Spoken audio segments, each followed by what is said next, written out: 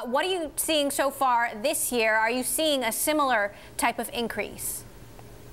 Well, the analysis that we did based on the data that we collect was done on 2016, and we saw a material increase, as you said, 20% increase in the month of December. And so we anticipate that this year we're going to see the same type of increase year over year in the month of December.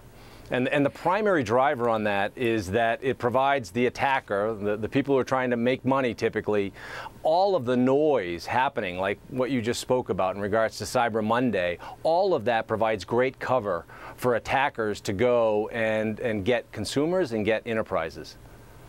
Now, as I understand it, phishing attacks have been the most common. Tell us about that. Well, certainly phishing attacks are used in a big way out there by attackers, and they leverage social engineering.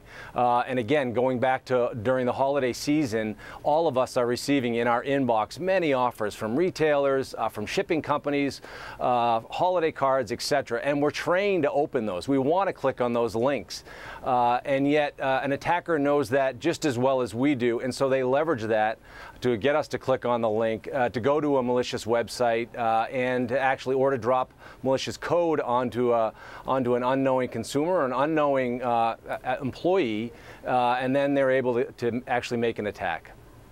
Now, we spent a lot of time covering the Equifax hack earlier this year. Have consumers been more wary this holiday season? Are retailers doing anything differently as a result?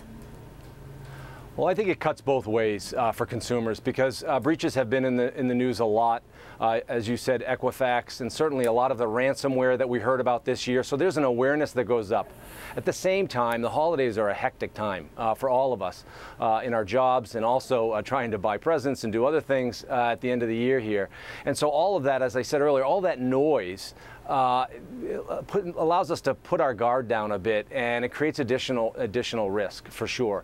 You know, retailers are smart about this. Retailers recognize this, both online retailers as well as those who run physical stores and point-of-sale systems are very aware of this, and they definitely put additional security around this time of year in order to protect their consumers.